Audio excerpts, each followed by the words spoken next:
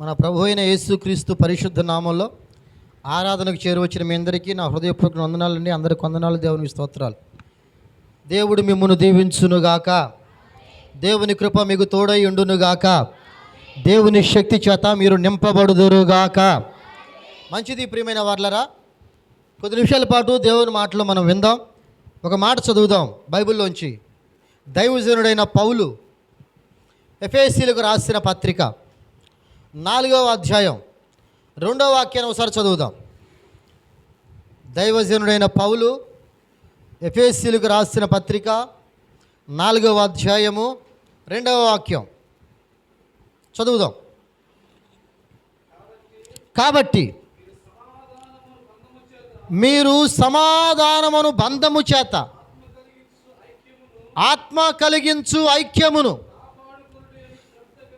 కాపాడుకొనుటయందు శ్రద్ధ కలిగిన వారై ప్రేమతో ఒకరిని ఒకరు సహించుచు మీరు పిలువబడిన పిలుపునకు తగినట్లుగా దీర్ఘ శాంతముతో కూడిన సంపూర్ణ వినయముతోను సాత్వికముతోను నడుచుకొనవలెనని ప్రభువును బట్టి. దేవునికి స్తోత్రం చెప్దాం. హల్లెలూయా. చెప్పండి గట్టిగా, హల్లెలూయా. ఈ రోజున మనం ధ్యానం చేస్తున్న ధ్యానాంశం పేరు పిలుపు. ఏంటిదమ్మా? గట్టిగా చెప్పండి అందరూ. పిలుపు. నువ్వు పిలువబడిన పిలుపేంటి? నిన్ను దేవుడు పిలిచిన పిలుపేంటి? ఏ పిలుపు చేత నువ్వు పిలువబడ్డావు? ఏ విధంగా ఉండుటకు పిలువబడ్డావు? ఏ విధమైన ఆలోచన చొప్పున నడవబడ్డానికి పిలువబడ్డావు? నీ పిలుపు, నీ ప్రత్యక్షత ఏమిటి? ఈ విషయంలో చాలామందికి క్లారిటీ లేదు. క్రైస్తవులుగా ఉన్న చాలామందికి క్లారిటీ నశించింది. చాలామందికి మంచి ఆలోచన నశించింది. కారణం ఏంటంటే వారి పిలుపేంటో వారికి తెలియదు, వారి ప్రత్యక్షత ఏంటో వారికి తెలియదు, వారి ఆలోచన ఏంటో వారికి తెలియదు. వారు ఏ విధంగా ప్రభు సన్నిధిలో ఉండుటకు పిలువబడ్డారో వారికి తెలియదు. ప్రియమైన వార్లరా, ఒక్కొక్కరిని ఒక్కొక్క పిలుపు చేత ప్రభు పిలుస్తూ వస్తారు దేవుని పని చేయుటకు. ఎఫెసీయులకు రాసిన పత్రిక 4వ అధ్యాయంలో రాసినట్లు ఒక 5 పరిచర్యలు పిలుపులుగా ఇవ్వబడ్డాయి. ఈ 5 పరిచర్యలు 5 ఉద్యోగాలకు సూచన. ఒక్కొక్కరికి ఒక్కొక్క రకమైన ఉద్యోగం దేవుని సేవలో ఇవ్వబడింది. దాంట్లో ఒకటి, జాగ్రత్తగా వినండి, 1 అపోస్తలులు, 2 ప్రవక్తలు, 3 సువార్తికులు, 4 కాపరులు, 5 ఉపదేశకులు. జాగ్రత్తగా వినండి. ఈ 5 పిలుపులు, 5 పిలుపులకు 5 రకాలైన ఉద్యోగాలు, పనులు నిర్ణయించబడ్డాయి. 1 అపోస్తలుడు. అపోస్తలుడు అంటే ఎవరంటే ఒక ప్రాంతం నుంచి ఇంకో ప్రాంతానికి పంపబడినవాడు. ఉదాహరణకి ఏదో మంది ఒక నెల్లూరు పట్టణం, నెల్లూరు నుంచి గుంటూరుకి, నెల్లూరు నుంచి హైదరాబాదుకి, నెల్లూరు నుంచి విజయవాడకి, నెల్లూరు నుంచి ఇంకో రాష్ట్రానికి పంపబడమే, పిలువబడమే అపోస్తుల పరిచర్యలో ఉన్న అంతరార్థం. 2వది ప్రవక్తలు.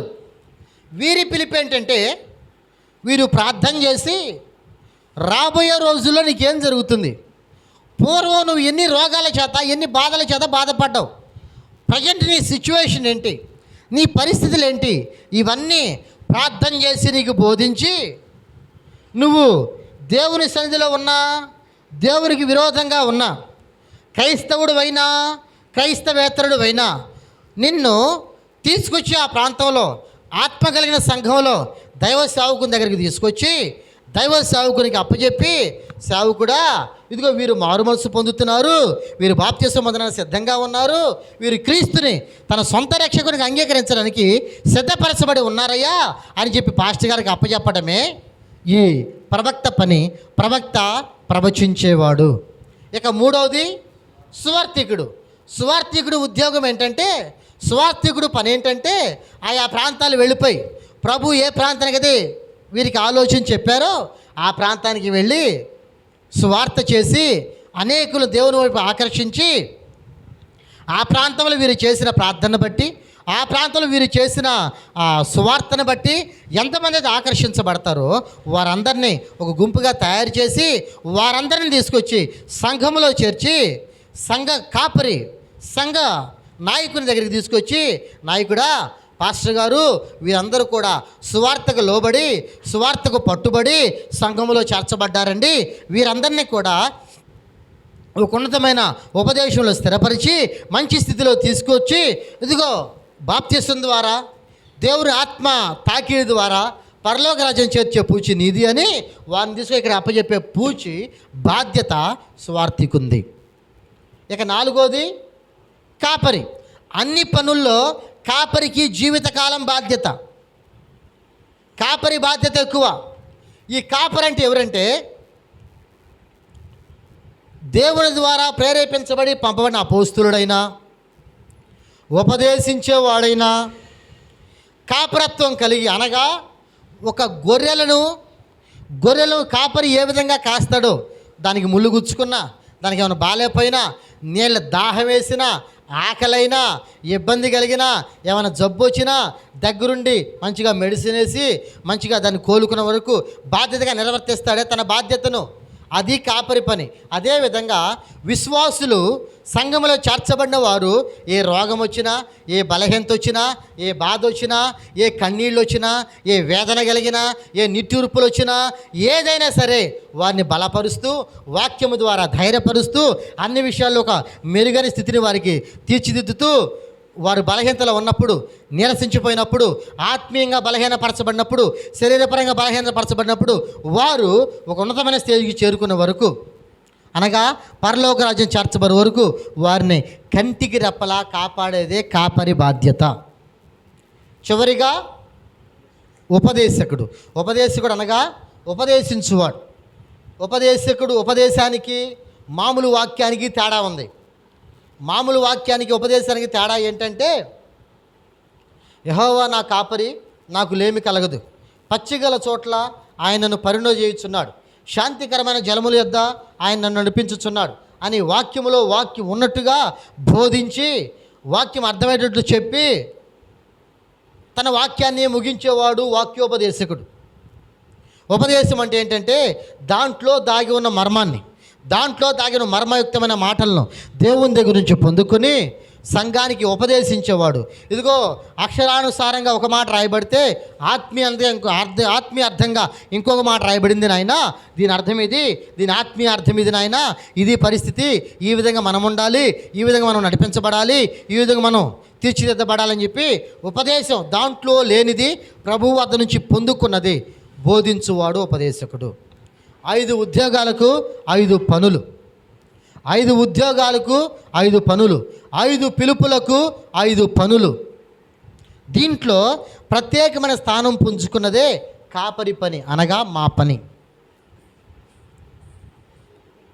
బాప్తిసం పొందింది మొదలుకొని, దేవుని సందులో ఒక మనిషి చేర్చబడింది మొదలుకొని, దేవుని దగ్గరికి ఒక మనిషి వచ్చింది మొదలుకొని, ఏ పిలుపుతో వచ్చినా, ఏ ప్రత్యక్షత వచ్చినా, ఏ విధంగా వచ్చినా, ఏ విధమైన ఆలోచనతో వచ్చినా, ఏ విధమైన నడిపింపుతో వచ్చినా, ఏ విధంగా నడిపించబడుతూ ఉన్నా కానీ ఈ కాపరి వారు తప్పు దావలో పోతూ ఉంటే మంచి దావలోకి తీసుకొని రావాలి, తప్పుడు దారిలోకి వెళ్తూ ఉంటే మంచి దారిలోకి తీసుకొని రావాలి, ఏడుస్తూ ఉంటే కంటి నీరు తుడవాలి, బాధలో ఉంటే బాధను బాపాలి, ఇబ్బందికరమైన పరిస్థితిలో ఉంటే వాక్యాన్ని వారికి చూపించి ఆ ఇబ్బంది పెద్ద విషయం కాదని వారికి బోధించాలి.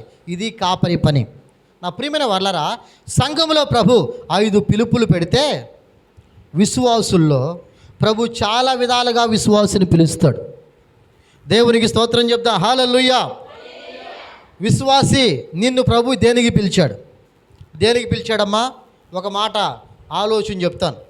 అదేంటంటే, దేవుడు విశ్వాసిని పిలిచే కొన్ని అనుభవాలు, కొంతమందిని ప్రభు సంధిలో పాటలు పాడడానికి ప్రభు నిర్ణయిస్తాడు. అవునా? కొంతమంది మంచిగా పాటలు పాడగలరు, కొంతమంది పాడితే ఆ తారు డబ్బా మీద ఆ తారు మీద ఆ రోడ్డు మీద రేకు డబ్బా వేసి పలా పలా పలా పలా గీకినట్టు ఉంటుంది కొంతమంది పాడితే మరలా పాడితే బాగుండ్రా, ఇంకాసేపు పాడితే బాగుండ్రా అన్నట్లు వినాలనిపిస్తుంది. అవును కదా? అప్పుడు ప్రభు నిన్ను పిలిచింది ఎందుకు? దేవుని గురించి గానము చేయడానికి. కొంతమంది వాయిద్యాలు వాయిస్తూ ఉంటే వినసొంపుగా ఉంటుంది, అప్పుడు వారిని ప్రభు పిలిచింది ఎందుకు? వాయిద్యం వాయించడానికి.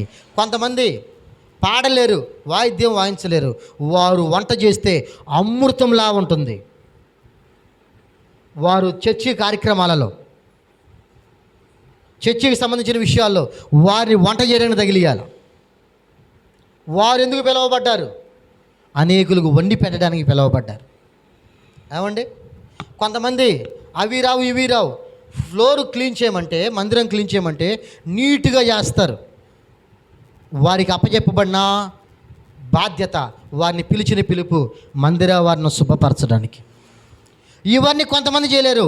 వారు ప్రార్థన చేస్తే కన్నీళ్లు కారుస్తూనే ఉంటారు. ఎప్పుడు వాళ్ళు దేనికి పిలువబడ్డారు? ప్రార్థన చేయడానికి పిలువబడ్డారు.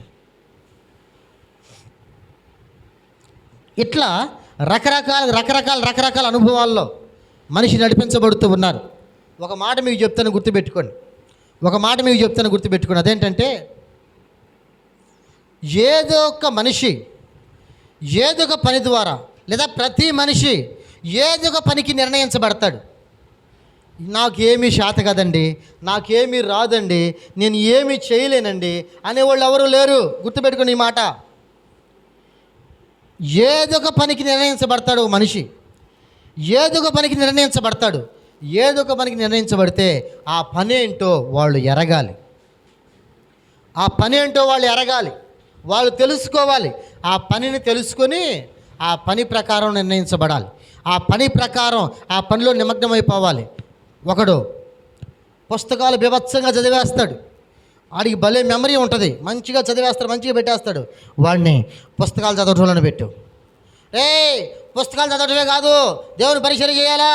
కాదు, వాడిని పుస్తకాలు చదవటంలో పెట్టి వాడు ఒక మంచి ఉద్యోగం సంపాదించని, వాడు ఐఏఎస్ అవని, వాడు కలెక్టర్ అవని, ఫైనాన్షియల్ పరంగా కొన్ని విషయాల పరంగా మందిరానికి సపోర్ట్గా వాడు ఉండడా?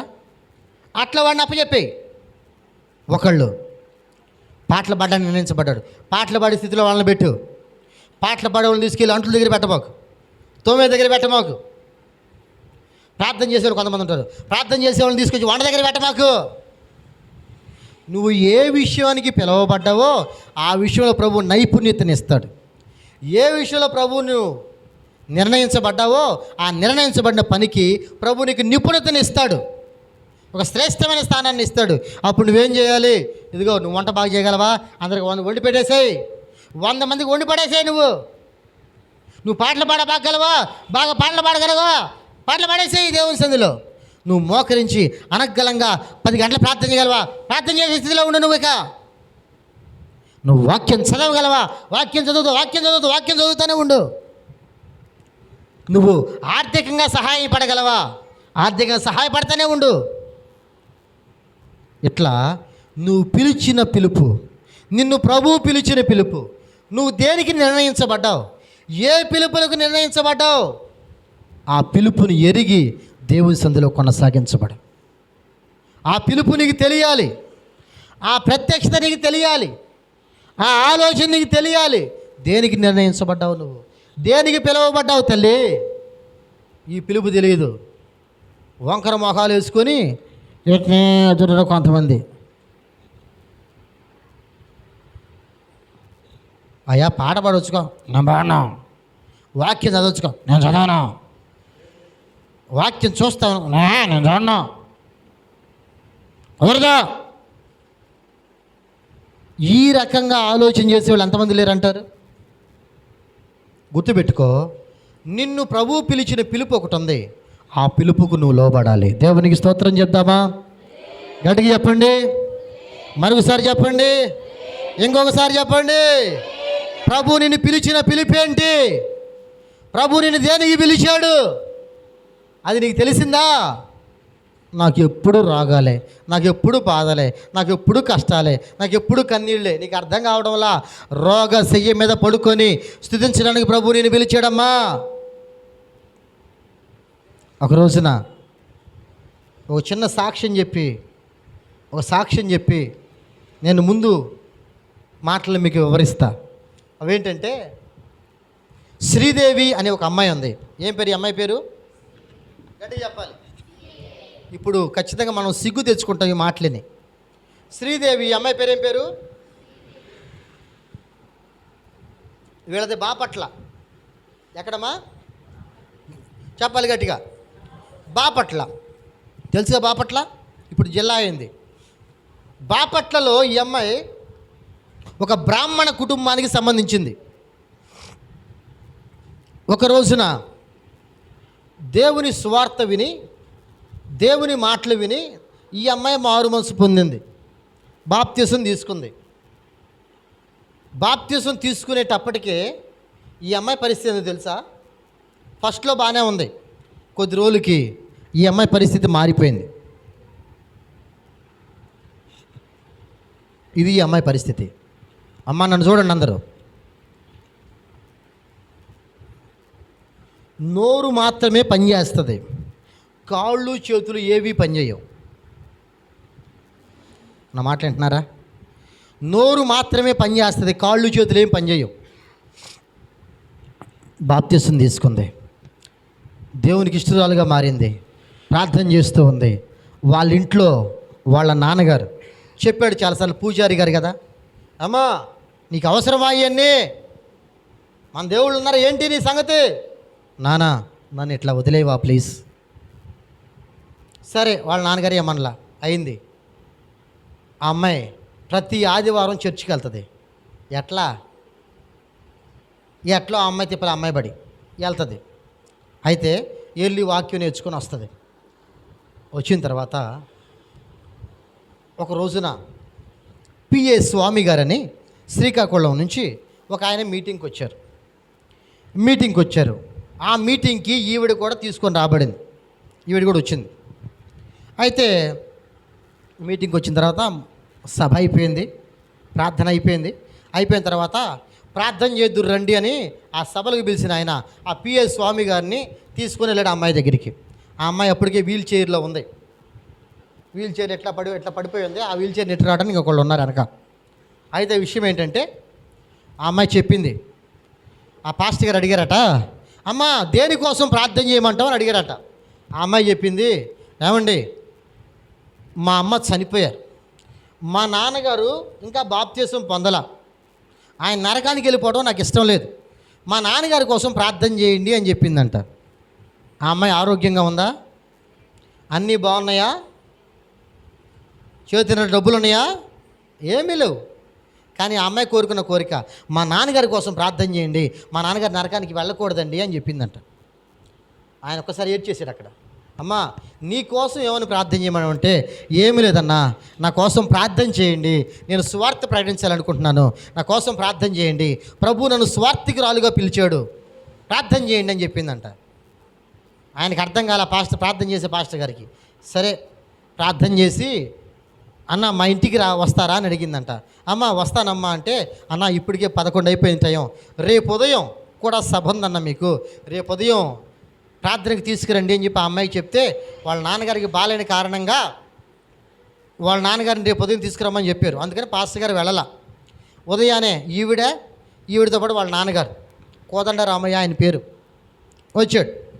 ఇద్దరు వచ్చారు. ప్రార్థన అయిపోయిన తర్వాత వచ్చి కూర్చున్నారట. ప్రార్థన చేశారు వాళ్ళ గురించి. ప్రార్థన చేస్తే పాస్టర్ గారు ఒక మాట చెప్పారట వాళ్ళ నాన్నగారితో, ఏమండి మీ కూతురు ఏమడిగిందో తెలుసా, నిన్న మీ గురించి ప్రార్థన చేయమని చెప్పింది, మీరు మారు మనసు పొందాలని చెప్పింది, ఎట్లా అండి సంగతి అంటే, ఓకే దేవుని స్తోత్రం జరిగింది, ఓకే వాళ్ళ నాన్న కోరిక అన్నారు, ప్రార్థన చేసుకుని అయిపోయింది. అయితే విషయం ఏంటంటే, అప్పుడు ఫోన్లు అంతగా అందుబాటులో లేవట, ఫోన్లు పెద్ద అందుబాటులో లేవు. ఈ అమ్మాయి మాట చెప్తే పక్కన వాళ్ళు లెటర్లు రాస్తూ ఉండేవాళ్ళు. ఎవరికి? పిఏ స్వామి గారికి. బైబిల్లో వచ్చే కొన్ని ప్రశ్నలు లెటర్లు రాస్తూ ఉండేవాళ్ళు. ఈఎంఐ లెటర్లు రాస్తూ ఉండేది, ఆయన మళ్ళీ ఆన్సర్లు చేస్తూ ఉండేవాడు. ఇది జరుగుతూ ఉంది. అయితే విషయం ఏంటంటే దైవ చిత్తానుసారంగా మనం నడిపించబడాలి అని కోరుకుంది గనుక, దేవుని పిలిపేంతో ఎరిగింది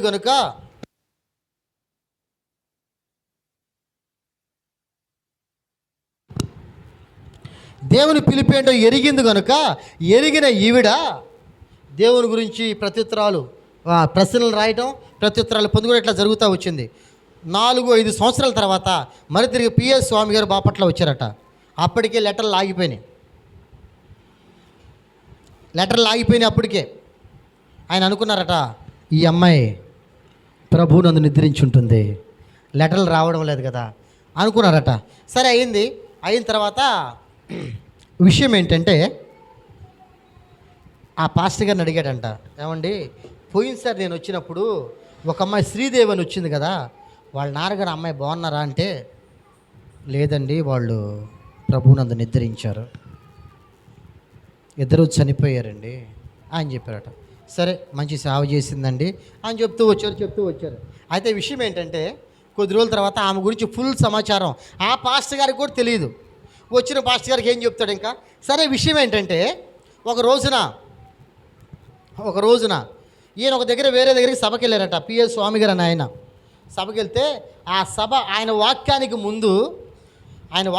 ముందు ఒక ఆయన సాక్ష్యం చెప్పారట. సాక్ష్యం చెప్తా ఉన్నారు.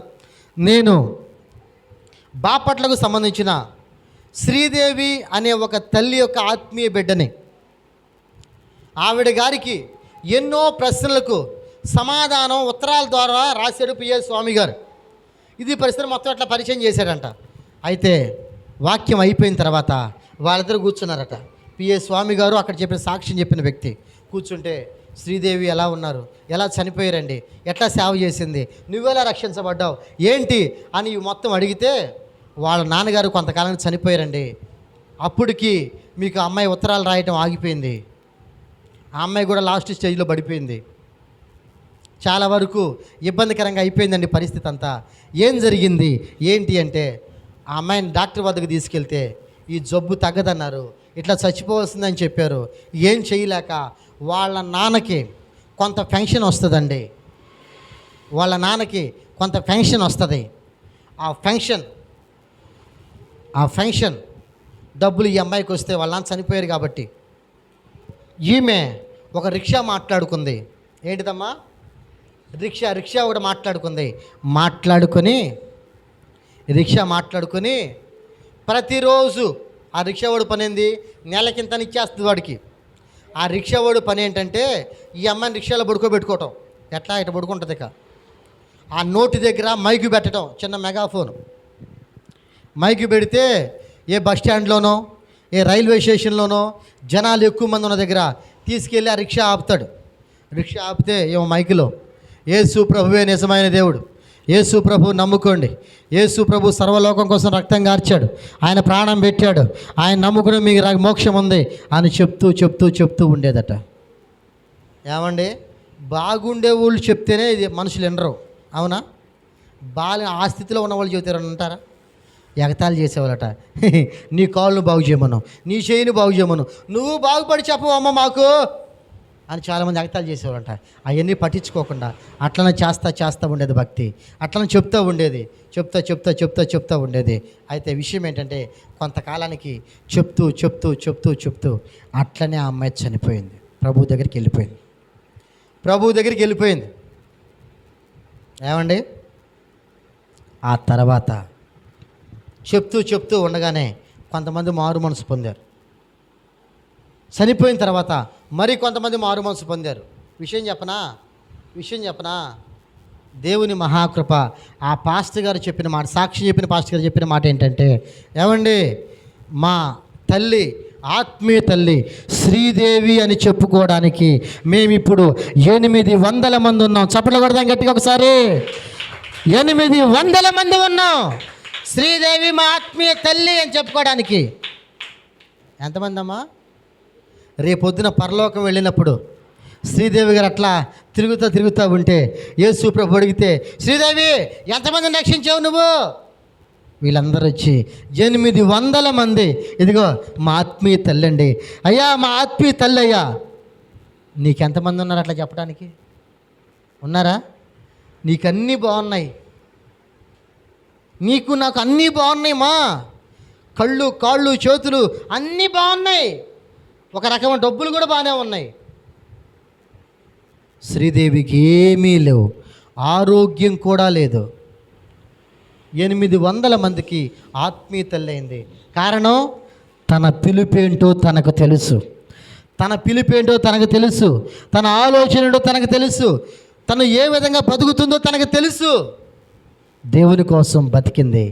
కొవ్వొత్తిలాగా మండి మండి మండి వెలిగి వెలిగి వెలిగి అందరికీ వెలుగు ఇచ్చి ఆమె కరిగిపోతూ కరిగిపోతూ కరిగిపోతూ ప్రభువునందు నిద్రించింది.